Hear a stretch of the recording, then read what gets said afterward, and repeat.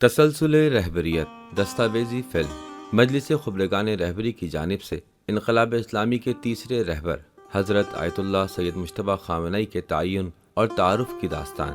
یہ دستاویزی فلم 2 قسطوں پر مشتمل ہے۔ پہلی قسط تعین و تعارف رہبر کے مراحل، دوسری قسط حصول علم، تدریس اور اجتہاد۔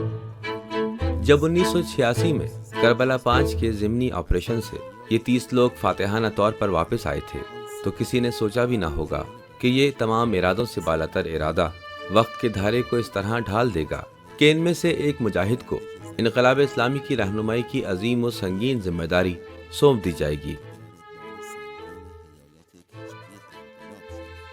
جس طرح 27 جون 1981 کو کسی نے سوچا بھی نہ تھا کہ مسجد ابوذر میں ہونے والے بم دھماکے میں زخمی ہونے والے مجاہد کا جو خون بہایا گیا ہے، وہ مجاہد ایک دن قوم کی قیادت کا منصب سنبھالے گا۔ لیکن خدائی تقدیر وقت کے دل میں اس کے پوشیدہ رازوں کی پرورش کرتی ہے، اور خدا بہتر جانتا ہے اور کسی بھی طاقت سے بہتر کر سکتا ہے۔ وہ مخلص لوگوں کے خزانے سے جواہرات و مرجان بناتا ہے اور مجاہد زخمیوں میں سے رہبر بناتا ہے۔ جنگ کے دوران وہ صدر کے بیٹے تھے، لیکن وہ جنگ میں شامل نہیں ہوئے، اور کربلا آپریشن 1 کی یاد میں جو ہمارے پاس ہے وہ یہ ہے کہ حبیب بٹالین میں موجود دوست کربلا 4، کربلا 5 اور کربلا 5 کے ضمنی آپریشن میں ان کی موجودگی کے شاہد ہیں۔ حبیب ابن مظاہر بٹالین کے پاس 630 فوجی تھے، اور اس بٹالین کو ایک آپریشن سونپا گیا کہ ایک مورچہ جسے لولو شک کہتے تھے اس پر قبضہ کریں۔ چونکہ بتایا گیا 19 بٹالین نے یہاں پر حملہ کیا ہے اور انہیں کامیابی حاصل نہیں ہوئی، اور آپ 20ویں بٹالین ہیں۔ اس بٹالین نے کامیابی کے ساتھ آپریشن کیا اور فتح حاصل کی۔ اس حملے میں ایک ہی رات کے اندر ہمارے 180 جوان شہید ہوئے، باقی فوجی زخمی تھے۔ تقریباً 30 سے بھی کم فوجی صحیح رہے تھے۔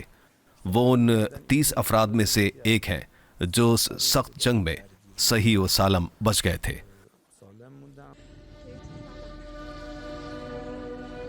اسی خدائی تقدیر کے مطابق ایک اور دن آ گیا۔ درجنوں میزائل دھماکوں کی خوفناک آواز کے ساتھ دارالحکومت تہران لرز اٹھا۔ سب کی نظریں ٹی وی کے سب ٹائٹل پر جمی ہوئی تھیں۔ آنسو، غصہ اور ایمان آپس میں گھل مل گئے، اور تلخ خبریں ہر زبان پر پھیل گئیں۔ امام خامنئی شہادت کے ساتھ ملکوت اعلیٰ کی طرف سفر کر گئے۔ ان اہم سوال نے سب کے ذہنوں پر قبضہ کر لیا کہ اب ملک کا کیا بنے گا، اور کیا اب انقلاب اسلامی کی کشتی ناخدا کے بغیر رہ جائے گی۔ اتوار کی صبح بہت بھاری اور تاریک تھی۔ مرکزی کابینہ کا ایک ہنگامی اجلاس طلب کیا گیا۔ بحث و گفتگو شروع ہوئی۔ اس مشکل وقت میں اس ایک بڑے فیصلے کے لیے قانونی اور شرعی مراحل کو ملکی آئین و دستور کے مطابق پورا کرنے کا آغاز کیا گیا۔ ان میں سے بہت سے لوگ جو خود اس عہدے کی اہلیت رکھتے تھے، ان کے نام بہت پہلے سے ہی گردش کر رہے تھے۔ بہت سے اراکین کا ان کی طرف رجحان بھی تھا۔ انہوں نے بھی آیت اللہ حاج سید مجتبی خامنئی کو سب سے بہتر قرار دیا۔ اس رات کئی گھنٹے انتظار کے بعد بالآخر یہ سب لوگ اکٹھے ہوئے، کیونکہ 2/3 اراکین کا ہونا ضروری تھا۔ پھر جب ووٹنگ کا مرحلہ آیا تو میں تمام تفصیلات کو چھوڑتے ہوئے بتاؤں کہ مختلف نام زیر غور آئے۔ دوسروں کے حق میں لمبی لمبی بحثیں بھی ہوئیں، لیکن جب ووٹنگ کا مرحلہ آیا تو ان کے حق میں فیصلہ کن ووٹ ڈالے گئے۔ Iran's formerly supreme leader, Ayatollah Khamenei, is dead. دشمن نے رہبر انقلاب اور ملک ایران کی قانونی حیثیت کو قتل کرنے کا منصوبہ بنایا اور نظام کے ڈھانچے کو درہم برہم کرنے کی کوشش کی، لیکن مجلس خبرگان رہبری اپنی عقل، اجتہاد اور تجربے کی بنیاد پر مضبوط کھڑی تھی۔ معیارات واضح تھے، آئین کے آرٹیکل 5 اور 109 میں بیان کردہ خصوصیات فقہ اور انصاف سے لے کر نظم و نسق اور قائدانہ صلاحیت تک بڑی وضاحت سے ہر چیز بیان کر رہی تھیں۔ ظالم دشمن کی شدید میڈیا اور میزائل حملوں کے دوران مجلس خبرگان رہبری نے گہری بصیرت اور توجہ کے ساتھ تقدیر ساز فیصلہ کیا۔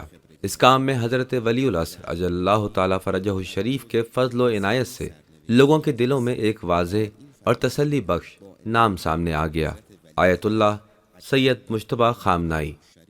مجلس خبرگان رہبری نے دشمن کے شدید حملوں میں اپنے انتخاب کا اعلان کر دیا ہے اور خبرگان کے فیصلہ کن ووٹوں سے آیت اللہ سید مجتبیٰ خامنائی کو رہبر انقلاب اسلامی کے طور پر منتخب کر لیا گیا ہے۔ وہ ماضی کے کئی جنگی محاذوں میں شرکت کر چکے ہیں۔ جن لوگوں نے بھی ان کی بھرپور حمایت کی ہے ان میں سے کئی ایک حوزہ المیہ کے نامور استاد ہیں جن کی کلاسوں میں بڑی تعداد میں طلباء شرکت کرتے ہیں۔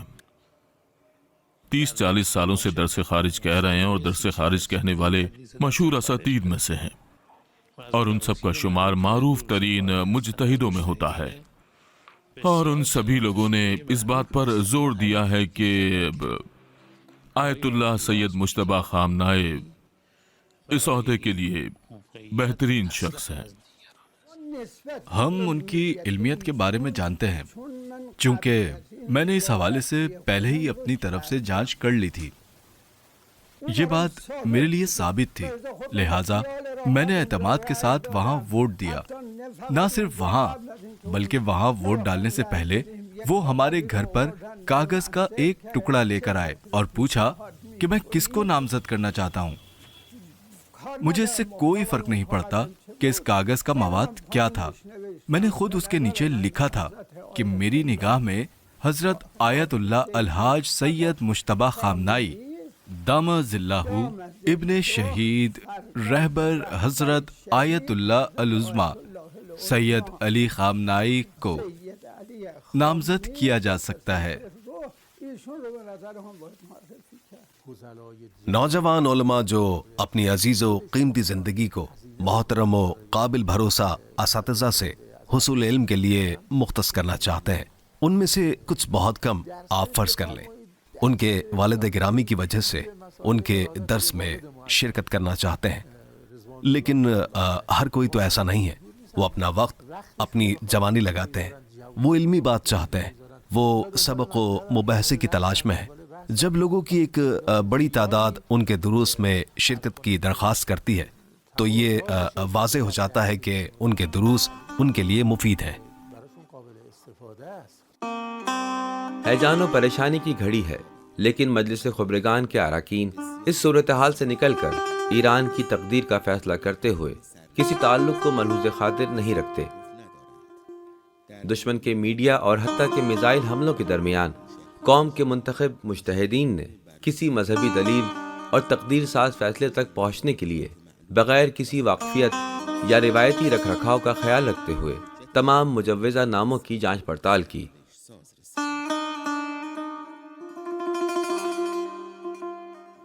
ہمارے خبرگاہ کے اراکین ہمارے علماء بہت سخت ہیں۔ فقہی مسائل میں کسی کا کوئی مذاق نہیں ہے، کسی تعلق یا واقفیت کا لحاظ نہیں کرتے، اتنی آسانی سے کسی کے علم و فضل کا اعتراف نہیں کرتے۔ وہ ایسا فقہی درس جس کا موضوع انتہائی پیچیدہ ہے، اصول فقہ کا درس جو نہایت عمیق ہے۔ مجلس خبرگان کا کسی سے کوئی تعلق نہیں، وہ ایک قانونی ادارہ ہے، اور اس ادارے میں تقریباً 86 بافضل مجتہدین، سیاستدان، ماہر سماجیات، معیارات سے واقف، متقی اور پرہیزگار اور ہر طرح کی سمجھ بوجھ رکھنے والے افراد موجود ہیں۔ ان کا اپنے کام میں کسی کا کوئی لحاظ یا دباؤ نہیں ہوتا ہے۔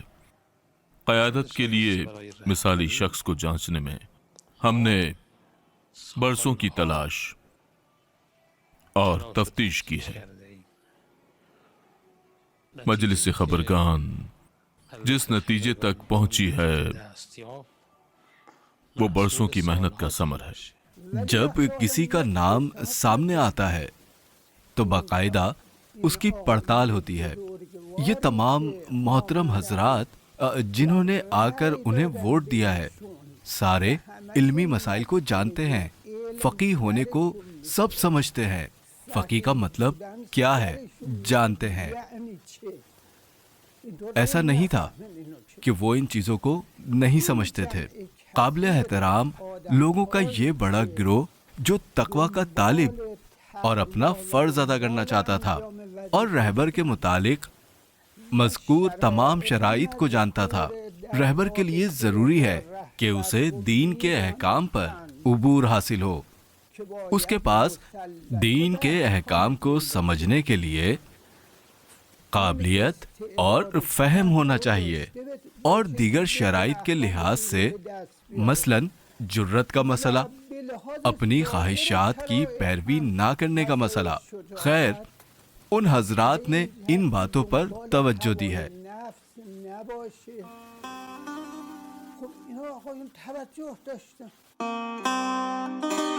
نئے رہبر شاندار اخلاقی صفات کے حامل ہیں، مطلق اجتہاد کا اعلیٰ مقام اور فتویٰ جاری کرنے کا عہدہ رکھتے ہیں۔ ان کا درس خارج جو کسی دن ایک چھوٹے سے کمرے میں چند طلبہ کے ساتھ شروع ہوا، کچھ وقت بعد اس میں حوزہ علمیہ کے 1200 سے زائد محققین شرکت کرنے لگے۔ جو چیز ان کی علمی حیثیت کو ممتاز کرتی تھی وہ مسائل کے بارے میں ان کا علمی نقطہ نظر، منطقی نتائج، ماضی کے فقہا کی آراء کا بغیر کسی تفریق کے اور موجودہ مسائل پر نظر رکھتے ہوئے جائزہ لینا تھا۔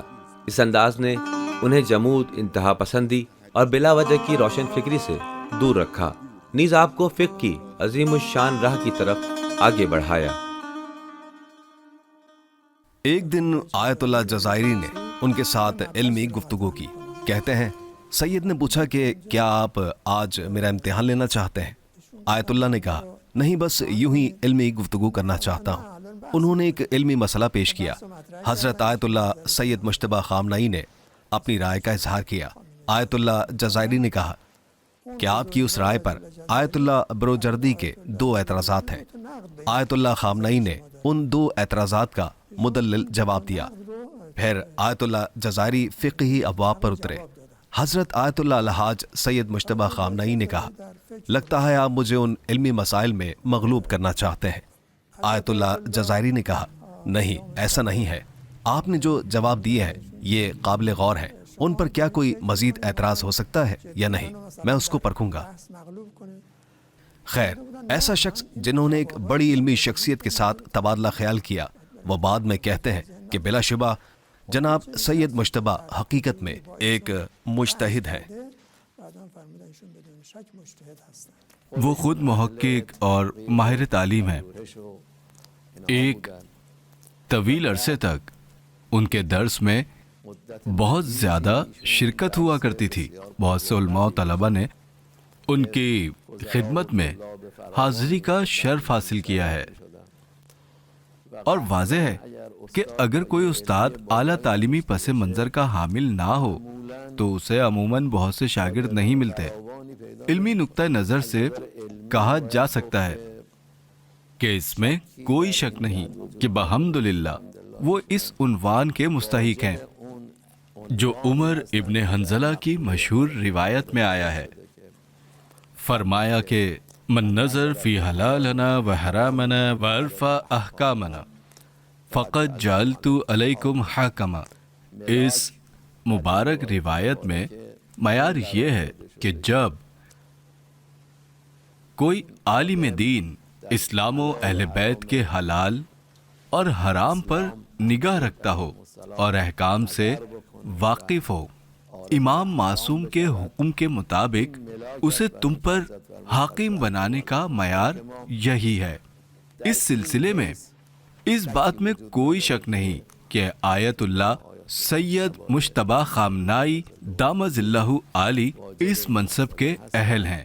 ہم انہیں کرمات شاہ کے آیت اللہ ممدوحی کی فلسفیانہ گفتگو میں دیکھا کرتے تھے۔ وہ مسلسل ایک درس سے دوسرے درس کی طرف جاتے، ایک علمی نشست سے اٹھ کر دوسری علمی نشست میں پہنچتے۔ اس کے ساتھ ساتھ ان کی روحانی دلچسپی یہاں تک تھی कि वो अक्सर अरफा की महफिल में दिखाई देते, जैसे आयतुल्लाह नासरी, दौलत आबादी, आयतुल्लाह सैयद काशानी, आयतुल्लाह सादत परवर, आयतुल्लाह अल-उज़्मा, आगा बहिजत, आयतुल्लाह खैफी गिलानी जैसी और भी बहुत सी रूहानी शख्सियात के साथ उनकी मौजूदगी से अंदाजा लगाया जा सकता है। ये चीज उनकी रूहानियत के साथ दिलचस्पी को जाहिर करती है, वो भी ऐसे फिक्री व अक़लानी जहन के साथ। फिर ये कि इसके अलावा वो एक सियासतदान, मुत्तकी और परहेजगार, खुदा खौफी रखने वाले मुंतजिम भी हैं, और साथ ही साथ हम तालिबे इल्मों की तरह आम आदमी जैसी जिंदगी गुजारते हैं। इन तमाम मुमकिना मादी इम्कानात में से जो उनके लिए दस्तयाब थे, उनकी ज़ाती ज़िंदगी उनके तर्ज ज़िंदगी का सबसे ज़्यादा सबक आमूज़ हिस्सा थी। ज़ाती मामलात के लिए मुल्की ख़जाने से कुछ भी नहीं लिया। सादगी उनकी ज़िंदगी का निचोड़ थी। गोया ये सादगी इस सारे इल्मी मराहिल के परवाज़ के लिए एक ज़मीना साजी थी। जितना ज़्यादा इल्म उतनी ही ज़्यादा सादगी, क्योंकि सारी ग़ैबत इमाम की तारीख़ में शिया फ़क़ी उलमा की सीरत किफ़ायत शारी और ज़ुहद के हमरा रही है। उनकी तरफ से कभी किसी ओहदे पर फाइज होने के लिए कोई बातो बयान, कोई कदम व इजहार या कोई ख्वाहिश और इशारा नहीं किया गया। आला क़यादत के मनसब को तो छोड़ें, ये एक बहुत ही आम आदमी थे, एक बहुत ही पुरवकार जिंदगी के साथ, गैर मामूली आजिज़ी के साथ उन्होंने जिंदगी बसर की है। बुजुर्गों, मुत्तकियों और सालेहीन का तर्ज अमल ऐसा ही था, और अल्हम्दुलिल्लाह वो इल्म के एतबार से, तक़वे के लिहाज से, अखलाक के हवाले से और दीगर शराइत के तहत भी अल्हम्दुलिल्लाह मुकम्मल अहलियत रखते हैं। वो इन सालों में एक आम तालिब इल्म और हौज़ा के उस्ताद की तरह महाना वजीफे पर जिंदगी बसर करते रहे हैं। अगरचे वो एक बड़ी शख्सियत के बेटे थे, लेकिन सादा जिंदगी बसर करते थे।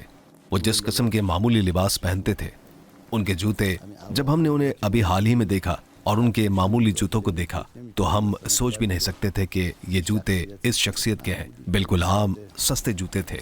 बहुत ही सादा जिंदगी थी उनकी।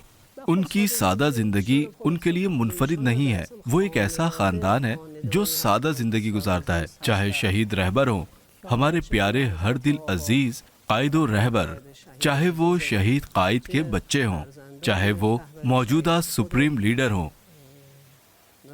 या दीगर अजीज भाई बहनें, सब सादा जिंदगी बसर करते हैं।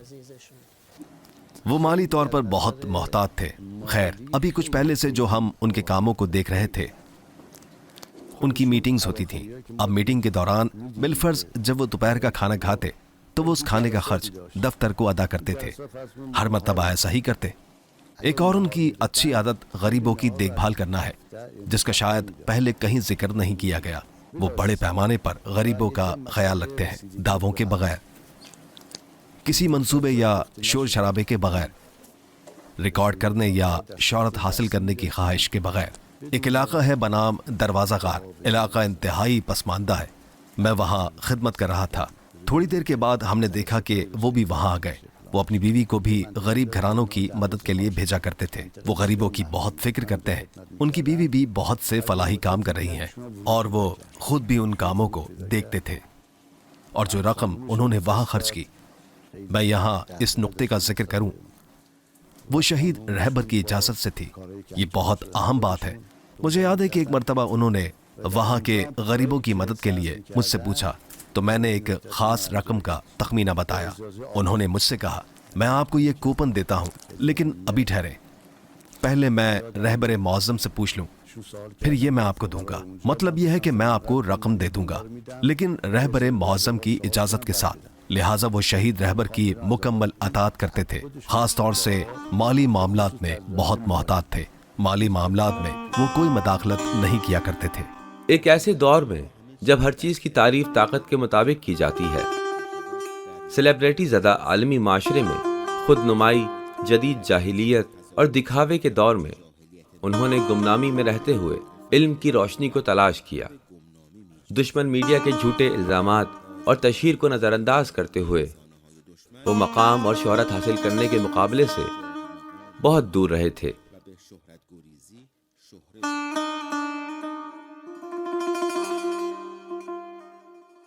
میں ایک گواہی اور بھی دوں گا کہ انہوں نے صرف اپنی قیادت کی طرف ایک قدم نہیں اٹھایا، بلکہ انہوں نے ایسے کام بھی کیے تاکہ انہیں رہبر کے معیارات میں شامل ہی نہ کیا جائے، اور اپنے عظیم شہید والد کی طرح ہمیشہ اس منصب سے بھاگتے رہے۔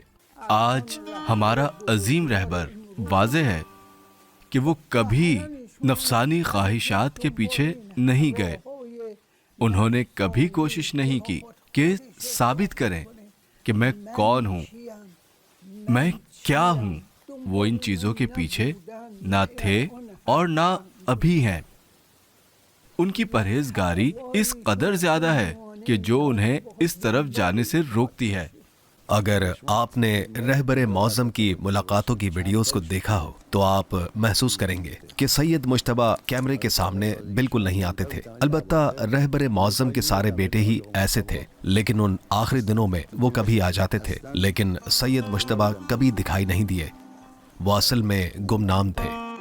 نئے رہبر کے اعلان کے ساتھ ہی قوم کئی دنوں کے انتظار کے بعد پرسکون ہو گئی۔ خدا کی ابدی طاقت پر ایمان اور بھروسے پر مرکوز سماجی ہم آہنگی ایک روشن مستقبل کی امید بن کر ابھری۔ زندگی کے تمام شعبوں سے تعلق رکھنے والے لوگ رہبر معظم انقلاب سے وفاداری کا عہد کرنے سڑکوں پر نکل آئے۔ شہید رہبر چلے گئے مگر ولایت کا نظام قائم رہا۔ جہاد اور علم کے قلب سے ابھرنے والا پرچم اسلامی انقلاب کے دوسرے مرحلے میں ایک نئی اسلامی تہذیب کی تعمیر کے راستے پر چلنے کے لیے پہلے سے زیادہ شاندار انداز سے لہرائے گا، اور اس پرچم کو منتظر موعود اور نوع انسانی کے نجات دہندہ کے حوالے کرے گا۔ امام در همین حال که هستن تشبیه میشه به مثل خورشید پشت ابر، باز نور داره. این نیست که دیگه حالا که ابر آمد دیگه همش شب بشه، روز نداشته باشیم. نه، هست.